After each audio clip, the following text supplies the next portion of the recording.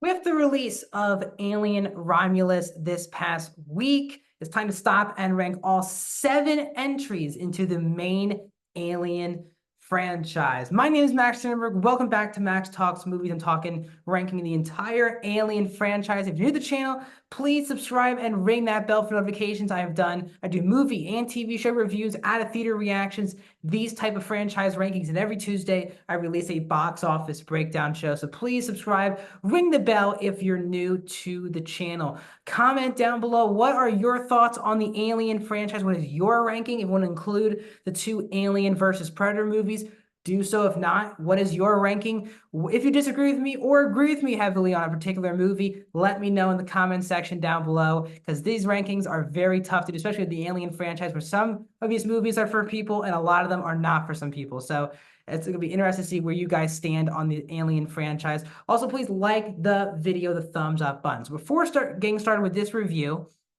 this ranking video, the first thing I'll say is if you have not seen Alien Romulus, you're all good to watch this review. I'm going to go spoilers on 6 of the movies on this list, but I will not be talking spoilers on Alien Romulus. So if you still haven't seen it, wanted to see where it fits into this ranking before you see it, this is a great video for you. So that's why I wanted to do it non-spoiler. Now, I grew up watching Alien, especially Aliens, as a kid and throughout my entire life. Now, on that end, I had never seen any of the other Alien films. So this past week, I watched all of the Alien movies leading into Romulus. So I saw 7 movies in 5 days for this video. So I'm really excited to talk about these movies for the first time here on the channel. So without further ado, it's 7 movies. Let's get into this ranking video. So starting out for me at number 7 for me is easily Alien Resurrection. This for me is the movie that I would give a downgrade to. The only movie in this franchise I would give a negative review to in this franchise. And this movie was not for me. Again, I didn't grow up with this movie. I don't have nostalgia for Alien Resurrection, but watching the films in order, from my experience, this was just a really, in my opinion, bad movie. This was the first time I would say in the franchise, really for me, the second time in the franchise, but this is really the first majorly I felt this way, which is that the Alien saga was just getting run down to the ground. And the main reason why is that Ripley continued even 200 years after Alien 3 to still be the main character of the franchise. And overall, for me, the entire plot of this movie does not work for me. First of all, the idea of cloning Ripley, so she's the main character of this movie, so it's not really Ripley. The fact that they use that as an excuse to breed xenomorphs, and then the xenomorphs are treated more as like zoo animals. They're in cages for half of the movie, and then if shockingly they get out. This design behind me of the human xenomorph, the baby xenomorph human combination really did not work for me. I understand the idea of it, but this was the worst execution of it in the entire franchise. The last 10, 15 minutes of this movie is awful. And again, we have another synthetic twist with Winona Ryder's character of Cal. Again, these are the ragtag group are some of the most forgettable group members in the entire franchise. And it's Winona Ryder and Ron Perlman that are in the movie, and Michael Wincott, and all these other people. But it just did not work for me. The cloning idea, the human xenomorph combination, having xenomorphs be zoo animals, the movie just didn't feel intense because they didn't treat the xenomorphs as horror-like characters in this movie. So this movie was not for me. Alien Resurrection at number 7. At number 6 for me is going to be Alien 3. And even though behind me is one of the most iconic shots of the entire franchise, I don't hate this movie as much as other people. Now, yes, this is directed by David Fincher, and this is the 101 showing of example of studio infringement on a film. The movie had up to 30 screenwriters, 4 different directors were signed on at points, at least 4 different directors. They landed on David Fincher, and they chopped up his whole movie in the editing bay. Fincher, this is David Fincher's directorial debut. He still disavows the movie when they made the original trilogy assembly cuts, the director's cut. Fincher had no part of it, didn't even want the Alien 3 director's cut to be called the Alien 3 director's cut. I don't hate this movie. Now, what I'll say is, not knowing anything about the plot going in, I was already pissed off 10 minutes into the movie, and that's because this movie's excuse to keep the franchise going and to keep Ripley as the main character is, we're going to start her exactly where she started at the end of Aliens, which disregards all of Aliens, because the opening scene of this movie is off-screen. Hicks and Newt are killed off-screen, and once again, Ripley has to wake up to the horror of people that she's lost, and she has to go about her life. Now, yes, there's a interesting twist in here where we have an alien movie in this like maximum security prison with all these inmates, with the company running the prison. The movie has the one interesting new character, which Charles Dance's character, and the biggest problem with the movie is that he's the only one that gets a real character arc, characterization in the movie, but he's killed off an hour in to be that big plot twist. And once Clemens dies halfway through the movie, you don't even know any of the other characters because they really got no screen time. So the movie's lost, where you have Ripley, who's in the exact same place she was in the movie before. And again, Aliens was such a hopeful ending with Ripley and Hicks and Newt going off their way, but you felt like they survived. Even though it was a hopeful, you could even call it, you could have changed it to maybe have them in a difficult situation in this movie, but they just kind of just kill them off screen. The behind the scenes drama is so overwhelming for this movie. Like I said, there's still really cool action. The scene where the xenomorph, and we get like the xenomorph POV when the xenomorph is running through the prison in the third act, was actually really well done. But also a big negative for this movie is that it's the worst looking from a CGI perspective of the entire franchise. I mean, the xenomorph at times looks horrible in the movie. As I said, the POV shots are really interesting in the movie because we're not really seeing the xenomorph. We're seeing what the xenomorph sees, but when we actually see the xenomorph in action, it just does not look very good. The twist with Bishop at the end, I'm not a big fan of. As I said, the movie has its moments, but for me, again, this one is it's kind of in the middle of the road for me. Now, all these other movies in the franchise, I would give a thumbs up to. So let's move on to number 5 movie on this list, and that is Alien Covenant. Now, this is a movie, as I was watching it, that I wanted to love. And the biggest reason why this movie works, and really the two Ridley Scott 2010s prequel movies work, is Michael Fassbender's synthetic character of David. In this movie, as you see behind me, he plays 2 synthetics. He plays the David that we know from Prometheus, but he also plays Walter, the synthetic for the new group in the movie who's trying to find a place to colonize. So you have Catherine Waterston, Billy Crudup, Danny McBride, Damian Bashir, Carmen Agogo, Jussie Smollett, that are running the show here. And I'll say this, the weakest aspect of the movie is the main crew. James Franco has like a random cameo.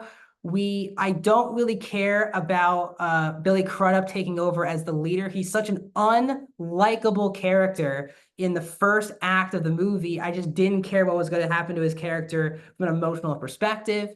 And then when Catherine Waterston took over, to me, again, this is not like I enjoy Catherine Waterston in other projects. She just is, sometimes when she's put in the front and center of films, for me, it just comes off as bland, in my opinion. And when she kind of takes over being the captain towards the third act of the movie, it just didn't work for me. And it distracted because the synthetic Michael Fassbender's character is so far more interesting than any of the human characters in the film. And this is where we get the answers to the Prometheus element. And this movie tries to combine the themes and the elements of Prometheus, but also giving fans what they want, which is an alien movie. And I think sometimes the balance works, sometimes it doesn't. I think there's some questionable questionable castings in this film. I think Dan McBride's like okay, but I didn't get why he was cast in the film. As I said, Catherine Waterston was a weird casting to me. But we got some really cool xenomorph action. I think this is probably the best use of the CGI of the xenomorph that we've gotten in the entire franchise. I love the twist at the end where Daniels and Tennessee survive the events of Covenant. They're in the cryo chamber. You think everything's going to be okay, and then you realize that this is not Walter that protected them and saved them. This was David the whole time. And I really like that a lot. I think the twist is really good. It's really well acted by Michael Fassbender. The best scene of the entire prequels and one of my favorite scenes of the whole franchise is this scene between Walter and David, where he's teaching him how to play the instrument, but they're asking questions about creator and questioning who creates us. And I found it to be very interesting. So I enjoy Alien Covenant. I wanted to love Alien Covenant, but I do think it's a worthy prequel. And I wish that Ridley Scott got to finish his Alien prequel trilogy, because this movie still leaves a lot unanswered. And sadly, I don't know if we'll ever get the conclusion to the Prometheus Alien Covenant trilogy for Ridley Scott.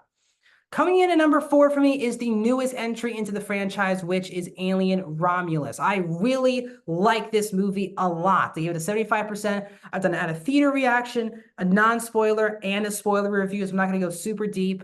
But I think this was a really good return to form for the franchise, where it went back more to it being really the first horror film in the franchise since the original in 1979. Kaylee Spaney and especially David Johnson are great in the movie. Their relationship is really excellent. I love the horror feel. There are a couple jump scares that definitely got me. A couple really conceptually brilliant set pieces, with one involving some blood from the xenomorphs, some with gravity sequences. The anti-gravity sequences were really fascinating to watch. And for me, I always remember this movie because this was the first Alien movie that I got to see in the theater. So I was really happy. Got to see it in a sold-out crowd of a lot of Alien fans. On a negative level, there's one CGI character element in the movie that did not work for me whatsoever. Didn't look good. Wasn't believable. Pulled me out of the movie when this character was on screen. And I think there were a lot of forced callbacks to previous Alien movies. This movie works more when it's trying to be its own thing in the Alien franchise. But sometimes when the movie tries to either tie into, not really tie in, but when a movie's trying to call back to previous movies, it's very forced. There's one scene where one character recites one of the most famous lines in the franchise, and it made no sense in the scene. It felt like a cheap line to get applause from the audience. So I wish that we kind of stuck to being its own thing than trying to forcefully be an Alien movie, but I still really liked Alien Romulus. We get to the top 3, and that number 3 is Prometheus. Now, this was a movie that is the most divisive movie in the franchise. This really isn't an Alien film. It's because we don't get any xenomorphs until the last shot of the movie. It's more asking about creators. Do we even ask the right question about who actually created us? Now, this is the movie, when I watched it the other night, I thought it was okay. I've thought about the movie now over the last couple of days, and I've really admired this movie. This movie takes a lot of chances. It's probably, for me, the most gorgeous film in the entire franchise. Ridley Scott puts on a show in the director's chair. The production design, the sets, the costumes, the cinematography are just jaw-dropping gorgeous. From an acting level, this movie definitely has the most stacked cast in the entire franchise. When you have Michael Fassbender, Charlize Theron, Idris Elba, Guy Pearce, Logan Marshall Green, Sean Harris, Benedict Wong, just a stacked cast. And again, Michael Fassbender's David is by far and away the most interesting character in the entire film, as he learns that, the humans created him, but they just created him out of really spite. And that is why it sets him on the path that he does in Covenant. Noomi Rapace is also very solid as Elizabeth Shaw. My biggest issue, before I even get into more praise with the movie, is for the plot to continue on in this film, characters do have to make really stupid decisions. And that's why, for me, it's not on the level of the first 2 films. On a a philosophical level, this movie is so fascinating. Talking about creators, should we even want to meet the people who made us? And tying that into the origins of the xenomorphs, I had a really good time with. I have a really good time with this cast. The twist of David giving Shaw Holloway the Prometheus blood thing, which impregnates Shaw. Seeing Holloway get torched by Meredith was really interesting. Again, that is one of the most unanswered questions, which is Meredith turned out to be Wayland's daughter, but you think in another movie they would wrap the story up. The fact that the creator of the Wayland Corporation of the original films wanted eternal life, and that's why this mission, it's all very fascinating lore and world building. The big issue, as I said, is that the movie runs into too many problems where characters do have, and these are supposed to be the smartest people in the world, scientists who got trillions of dollars of fundraising to go on this mission. And for some reason, these people do have to make insanely stupid decisions as the plot goes on. So I wish the characters weren't written to be a bit too stupid, but I still heavily respect this movie. And it's frustrating that after watching this and Covenant that we have not gotten the conclusion to the story that Ridley Scott has wanted to tell about these prequels. But I really like this movie a lot more than most people. Now let's get into two of the greatest movies of all time. Starting at number 2 for me is the original Alien. One of the greatest sci-fi horror films of all time. Came out 2 years after New Hope, and still watching Alien, I've seen this movie like 4 or 5 times. Still to this day, you can see how so many sci-fi films, even horror films, take from Ridley Scott's original Alien. The production design, everything just feels real in this film. Yes, is there a big xenomorph running around? Yes, but in the most distant future, you never know. And the movie just feels so tangible. The practical effects, the scares, the lore is really interesting. And also the twist of, if you've never seen an Alien movie before and you start watching Alien, you really have no idea who the lead character. Ripley does not become the lead character until really the second half of the movie. She's very much in the background in the first half of the movie. And then when obviously Dallas dies, and a lot of the characters die, that's when she becomes upfront. Ian Holm as Ash is also very iconic, and that twist at the end when Ripley is talking to Mother and she realizes that the whole mission is to get one of these aliens back on the ship, back to the company, and all these people were put on this mission to be expendable. It's a heartbreaking movie in that way, but again, that also sadly feels real. But the group itself, John Hurt, who's definitely was the most famous actor when this movie, before it came out, the fact that you think he's the lead character and he's the first one that goes, one of the most iconic scenes in film history, when the face hugger with the xenomorph comes out of John Hurt's chest, just still looks so damn good. The scene with the xenomorph, above not Cam, I'm trying to think of the character Brett, when Brett's in, the water drops on, then you see the xenomorph really in big fashion for the first time. Dallas getting killed, even that deleted scene in the director's cut I love when Ripley sees all of the crew in the kind of the cocoon that the xenomorph created. The fact that this was one big alien goes from this little thing, and the characters, okay, we can easily kill this thing. It's a little thing. Then it keeps growing, and it keeps growing into this large creature, is also just tons of fun. The movie is so intense, so on the edge of your seat.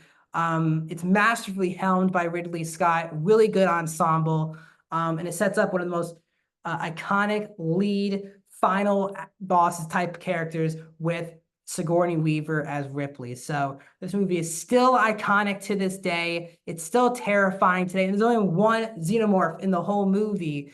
And just like Ripley at the end, you think you can find some relief. But coming in number 1 for me is still one of my favorite movies of all time, and that is Aliens. The sequel, directed by James Cameron. This is one of the best sequels of all time.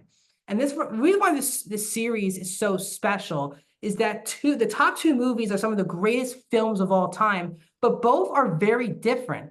Alien is a sci-fi horror film, while James Cameron continues to revolutionize the 1980s by making another sci-fi action film. But we usually don't see the first two films in the franchise be kind of totally different genres. Now, this movie continues to feel that intensity, those horror elements, but it definitely goes for a lot more action. By far and away, this is the best ensemble of characters in the entire franchise. Ripley, it's her movie from start to finish, but Hicks is a great character, played by Michael Biehn. You also used to have a Bishop, played by Lance Hendrickson. Burke, played by Paul Reiser. Hudson, played by Bill Paxton. Even Newt, played by Carrie Henn.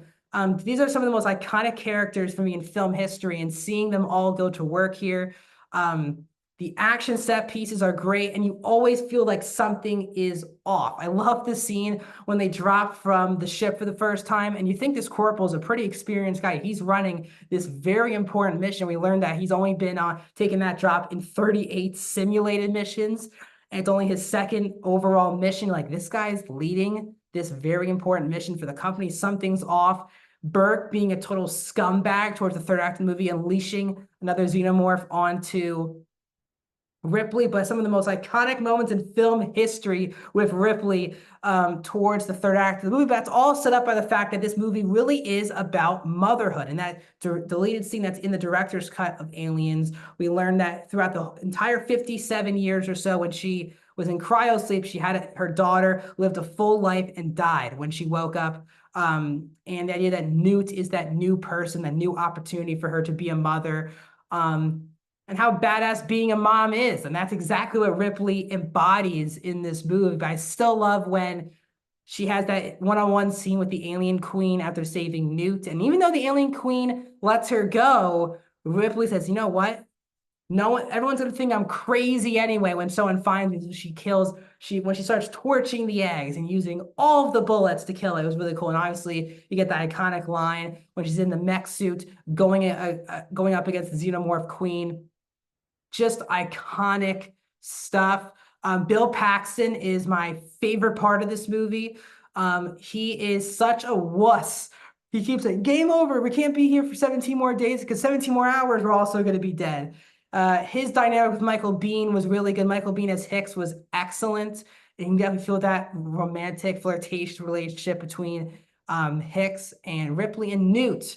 It's weird that Carrie Henn never went on to be a full-time actress because she's so good in this movie as Newt, and her chemistry with Sigourney Weaver was excellent. The movie, yes, has those horror aspects from Alien, but the action is really awesome.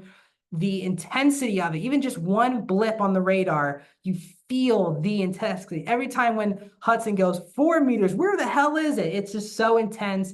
I enjoy this movie. It's a masterpiece, in my opinion, giving us one of the most badass movie characters, not just female characters, movie characters of all time, with Sigourney Weaver as Ripley. So, and James Cameron made as my opinion, perfect sequel. That is my thoughts, and that's my ranking of the entire Alien franchise. What are your thoughts on the franchise? Let me know your ranking in the comment section down below. This is just my ranking, isn't the correct ranking. Just let me know your ranking in the comment section down below. Like the video, subscribe, and I'll see you guys soon.